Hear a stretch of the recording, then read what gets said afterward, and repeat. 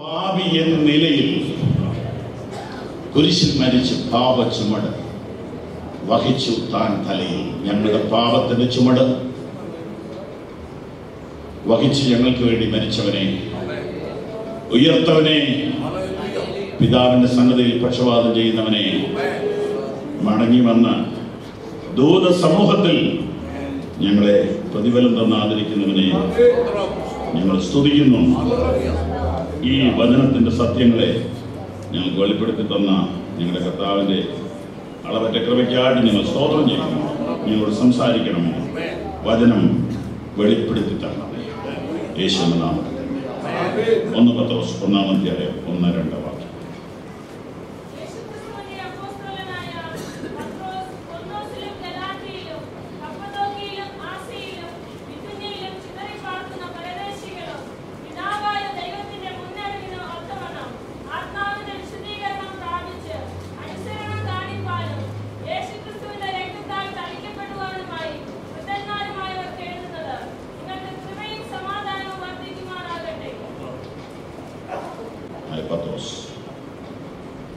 പന്തോസിലും ഗലാത്യയിലും കപ്പദോക്കിയിലും ആസിയിലും ബിഥുനിയിലും ചിതറിപ്പാർക്കുന്ന പ്രദേശികൾ പിതാവായ ദൈവത്തിന്റെ മുന്നറിവിന് ഒത്തവണ്ണം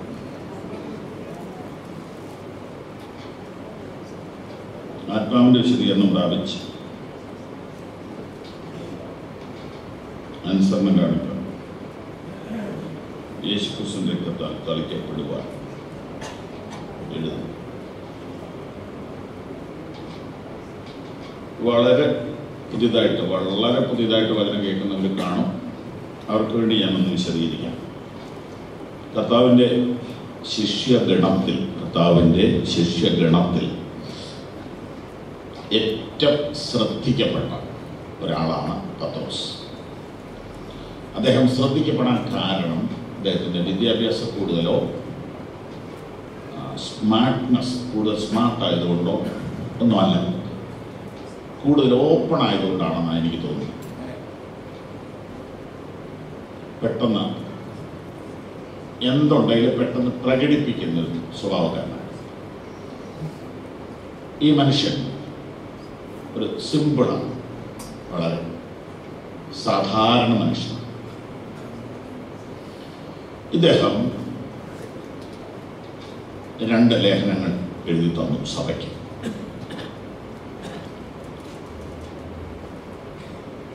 അതിൽ 1-ാമത്തെ ലേഖനത്തിലേക്ക് നമ്മൾ കയറുകയാണ്. അപ്പോൾ ആ ലേഖനം എഴുതുന്നത് എന്തിനാണ്? 2 കാര്യത്തിന് വേണ്ടിയാണ്, അല്ല 1 കാര്യത്തിന് വേണ്ടിയാണ്. ആ 1 കാര്യത്തെ വേണം 2-3 ആയിട്ട് നമുക്ക് കാണാം. അത്രയേ ഉള്ളൂ. ആത്മാവിന്റെ വിശുദ്ധീകരണം പ്രാപിക്കുക, അനുസരണം കാണിക്കുക,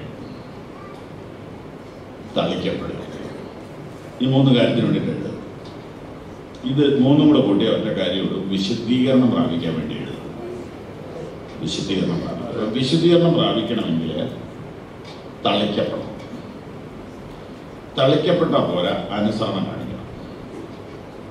അപ്പോൾ അനുസരണം നമ്മുടെ ഭാഗത്തുനിന്ന്, തളിക്കപ്പെടൽ ദൈവത്തിന്റെ ഭാഗത്തുനിന്ന്. തളിക്കുക എന്ന് പറഞ്ഞാൽ വെള്ളമാണെങ്കിൽ നമുക്ക് തളിക്കാം, രക്തം നമുക്ക് തളിക്കാൻ ഒക്കത്തില്ല. അപ്പൊ അത് തളിപ്പ് എന്ന പഴയ നിയമത്തിന്റെ ഒരു ചെറിയ ചൊവ്വയാണ് ഈ തളിക്കുക എന്നുള്ള വാക്ക്. പഴയ നിയമത്തിൽ ചോരത്തളി, രക്തം തളിക്കുക, അതൊരു ഒരു ട്യൂണിലങ്ങ് പറയുന്നതാണ്. പുതിയ വിധത്തിൽ അങ്ങനെ നമുക്ക് എടുത്ത് തളിക്കാനൊന്നും പറ്റത്തില്ല. അപ്ലൈ ചെയ്യുക, വിശ്വാസത്താൽ അപ്ലൈ ചെയ്യുക. യേശുവിന്റെ രക്തം നമ്മളങ്ങ് അപ്ലൈ ചെയ്യുക, വിശ്വസിക്കുന്ന അതാണ്. അപ്പൊ കർത്താവിന്റെ രക്തത്താലുള്ള ശുദ്ധീകരണം നമുക്ക് അവൈലബിൾ ആണ്. എപ്പോഴും എവിടെയും ലഭിക്കും. എന്നാൽ അത് നമുക്ക് എഫക്റ്റ് ചെയ്യണമെങ്കിൽ, നമുക്ക് കിട്ടണമെങ്കിൽ, നമുക്ക് പ്രാപിക്കണമെങ്കിൽ, നമുക്ക് പ്രയോജനപ്പെടണമെങ്കിൽ അനുസരണം കാണിക്കണം. അപ്പൊ അനുസരണത്തിലൂടെ ശുദ്ധീകരണം, ഇതാണ് ലേഖനത്തിന്റെ ഉദ്ദേശം. അങ്ങനെ വരുമ്പോൾ ശുദ്ധീകരണത്തിന്റെ അല്ലെങ്കിൽ വിശുദ്ധീകരണത്തിൻ്റെ വിഷയത്തിലോട്ടൊന്ന് കയറുമ്പോൾ അതിന് മുമ്പൊരു സാധനമുണ്ട്, നീതീകരണം. അത് പത്രോസിൻ്റെ ലേഖനങ്ങളിൽ ആ വാക്കധികമില്ല, അത് പൗലോസിൻ്റെ വാക്കാണ്. പൗലോസിൻ്റെ ലേഖനങ്ങളിലാണ് നീതീകരണം നീതീകരണം നീതീകരണം എന്നുള്ള വാക്ക് വരുന്നത്. അത് കൂടുതലായിട്ടും റോമാലേഖനത്തിൽ അതാണ് ധരിക്കുന്നത്. അത് നമുക്കറിയാം. അറിയാൻ മേലെങ്കിൽ കുറിച്ച് വെച്ചു. റോമർ 5:1 വിശ്വാസത്താൽ നീതീകരിക്കപ്പെട്ടിട്ട് നമ്മുടെ കർത്താവായ യേശു മൂലം നമുക്ക് ദൈവത്തോട് സമാധാനമുണ്ട്. വിശ്വാസത്താൽ നീതീകരിക്കപ്പെട്ടിട്ട് നമ്മുടെ കർത്താവായ യേശു മൂലം നമുക്ക് ദൈവത്തോട് സമാധാനം. കരങ്ങൾ ഉയർത്തി ഹല്ലേലൂയ പറഞ്ഞാണ്. ഗുണപ്പെടാത്തവരുടെ കാര്യമില്ല, ഗുണപ്പെട്ടവരോടായി പറയുന്നത്. ഗുണപ്പെട്ടവരോട് പറയുകയാണ്, എത്രയധികമായി കോപത്തിൽ നിന്ന് രക്ഷിക്കപ്പെടും. ഒരുപാട് കോപത്തിൽ നിന്ന് എത്ര അധികമായിട്ട് രക്ഷിക്കും. കാരണം ഞാൻ അഭക്തനായിരുന്നപ്പോഴാണ് എന്നെ നീതീകരിച്ചതെങ്കിൽ, ഞാൻ ഭക്തനായ ശേഷം, ഞാൻ വിശ്വാസിയായ ശേഷം, ഞാൻ നീതീകരിക്കപ്പെട്ട ശേഷം, ഞാൻ ദൈവവേദനായി ചേർന്ന ശേഷം ഞാൻ എത്രയധികമായിട്ട് രക്ഷിക്കും. കൈകൾ ഉയർത്തി ഹല്ലേലൂയ പറയാമോ? എത്രയധികമായിട്ട് രക്ഷിക്കും. അത് നമ്മുടെ ഭയം മാറ്റാനാണ്. ഇന്ന് രാവിലെ നമ്മുടെ ഭയം മാറണം. ഭയമാണ് ഒരു കടൽപ്പാലം, ഒരു വലിയ വെള്ളമുള്ള തടാകത്തിന് മുകളിൽ കൂടിയുള്ള ഒരു പാലം പണി നടക്കുക. ഭയങ്കര അഗാധ ഗർത്തമാണ്. ആ പണിയുടെ ഇടയ്ക്ക് വിദഗ്ധരായ എഞ്ചിനീയേഴ്സാണ് ആ കാര്യങ്ങൾ ചെയ്യുന്നത്. പണിക്കിടയിൽ ആളുകൾ താഴെ വീഴുക, ഭയങ്കര ചുഴിയുള്ള തടാകത്തോട്ട് വീണിട്ട് മരിച്ചു പോകുക. 1, 2, 3, 4, 10, 12 തൊഴിലാളികൾ മരിച്ചു. ഒരു തൊഴിലാളി മരിച്ചാൽ ഭയങ്കര കോമ്പൻസേഷൻ കൊടുക്കണം. ഈ കമ്പനി പൊളിഞ്ഞ് നഷ്ടത്തിൽ അവസാനിക്കാൻ പോവുക. ഈ വർക്ക് നടക്കത്തില്ല. പാലം പണി. എഞ്ചിനീയേഴ്സിന്റെ ഒരു മീറ്റിംഗ് വീണ്ടും വിളിച്ചു കൂട്ടി. നമുക്കിപ്പോൾ ഇവിടെ മെറ്റീരിയൽസിന്റെ വില കുറയ്ക്കലോ ഒന്നും അല്ല നമുക്ക് ആവശ്യം. നമുക്ക് ലേബേഴ്സ് മരിക്കാതെ വർക്ക് ചെയ്യും. ഒരു ബുദ്ധിമാനായ മനുഷ്യൻ ഒരു ഐഡിയ പറഞ്ഞു. ഒരു ഇച്ചിരി പണം ഇൻവെസ്റ്റ് ചെയ്തിട്ട് നമുക്ക് ആദ്യമേ ഈ വെള്ളത്തിൻ്റെ മുകളിൽ ഒരു നെറ്റ് കെട്ടാം. വെള്ളത്തിൻ്റെ ലെവലിൽ ഒരു നെറ്റ് അങ്ങനെ അറ്റം വരെ പിടിപ്പിക്കാം. അത് വേസ്റ്റാണ്, അതൊക്കെ ചെയ്യാം. എന്നിട്ട് പാലം പണിയാം. അപ്പോൾ അബദ്ധത്തിൽ ഒരാൾ വീണ നെറ്റെ കിടന്നു. അങ്ങനെ ഇച്ചിരി പൈസ കൂടുതൽ മുടക്കി നെറ്റിട്ടു. കേൾക്കണോ? നെറ്റിട്ട ശേഷം ഒറ്റ മനുഷ്യൻ വീണില്ല. അന്നേരം വേറെ പറയാം, ഇത് നഷ്ടമായി പോയല്ലോ. ഇല്ല, നെറ്റിട്ട് കഴിഞ്ഞപ്പോൾ ഇവന്റെ മനസ്സിലെന്തായി? ധൈര്യമായി. അപ്പൊ പിന്നെ വീഴുക. ഇത്ര നാൾ വീഴല്ലേ, താഴോട്ട് നോക്കിയോ വീഴും. ഇപ്പൊ താഴോട്ട് നോക്കിയാൽ വീഴില്ല. എന്തെങ്കിലും മനസ്സിലാകുന്നുണ്ടോ? ഈ സുവിശേഷത്തിന്റെ നെറ്റ് നീ കാണണം. വീഴാതെ ബാക്കി പറഞ്ഞാട്ടെ. എന്താ പറയാതെ? ഉറക്കെ പറഞ്ഞു ചേർന്ന്. വീഴാതെ വണ്ണം നിങ്ങളെ സൂക്ഷിച്ച് മഹിമാസനതയിൽ കളങ്കമില്ലാത്തവരായി ആനന്ദത്തോടെ നിർത്തുവാൻ ശക്തിയുള്ളവൻ. ഹല്ലേലൂയ. അതാ ഞാൻ ഇപ്പൊ പാടിയത്.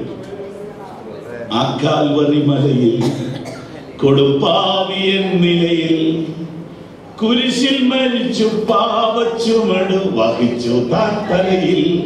എന്നെ വരികളാണ്. ഒരു 10-70 വയസ്സ് പഴക്കമുള്ള പാട്ടാണ്. ഇമ്മിച്ചെറിയാൻ സാറിന്റെ വരികളാണ്.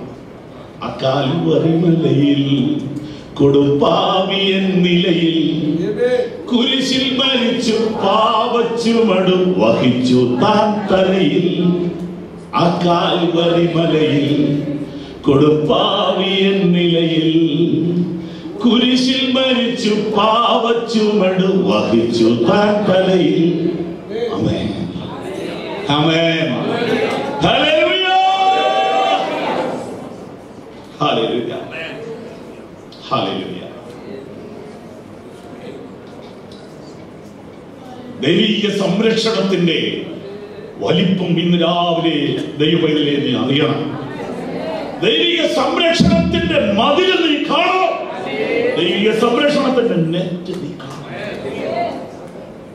നിന്നെ അഥവാ തള്ളി താഴെട്ടിട്ടാൽ നീ വീട് നേടിയെന്നറിയാമോ? സുരക്ഷിതമായ കയ്യേറോ.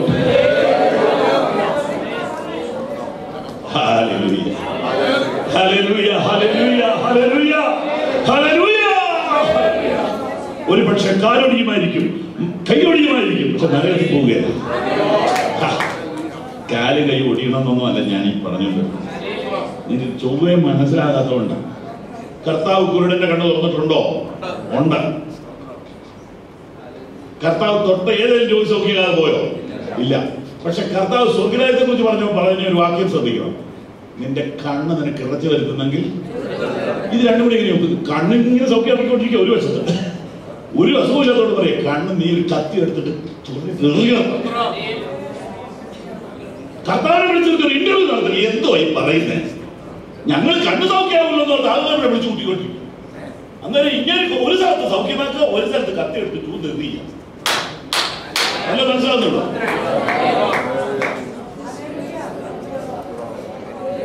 ഇതൊക്കെ ഇത്ര ഉള്ളത് നീ അറിയണം. രണ്ട് കണ്ണുള്ളവരായി നീ നരകത്തിൽ പോകുന്നതിനേക്കാൾ അഥവാ ഒരു കണ്ണു പോയാലും നീ സ്വർഗത്തിലെത്താം. വെച്ചതല്ലേ നഷ്ടോ കട്ടോ ഒക്കെ വരുമായിരിക്കും. അത് മുഴുവൻ നിന്ന് കംപ്ലീറ്റ് സ്റ്റേ ചെയ്യാവുന്നൊന്നും കർത്താവ് പറഞ്ഞിട്ടില്ല. കർത്താവ് പറയാത്ത കാര്യം അത് കയറി പറയാൻ നമ്മളൊക്കെ പറ്റത്തില്ല. കർത്താവ് പറയാത്ത കാര്യമായിട്ട് നമ്മൾ ഈ ആൾക്കാരുടെ ആവേശം കണ്ട് പറഞ്ഞാൽ വീട്ടിൽ ചെല്ലും ചെവിക്ക് പിടിക്കും. നീ എന്നാ ഈ പറഞ്ഞു വന്നു? ഞാനങ്ങനെ പറഞ്ഞിട്ടില്ല.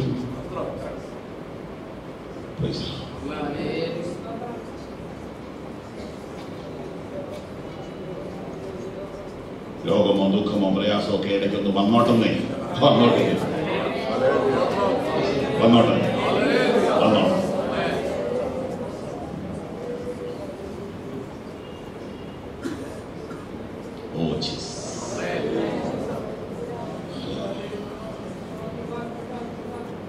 ദൈവിക സംരക്ഷണത്തിന്റെ നെറ്റ് നീ ഒന്ന് കാണണം, കീഴോട്ട് നോക്ക. ഒരു 20, 30, 40 വയസ്സ് പ്രായം കൊണ്ട് ചിരിച്ചു കയറി കഴിയുമ്പോൾ പിന്നെ മോളിൽ താഴ്ത്ത് നോക്കുമ്പോൾ ഒരു വിറവ്. പിന്നെ അധികം പൊക്കമുള്ളത്ത് കയറാൻ പേടി.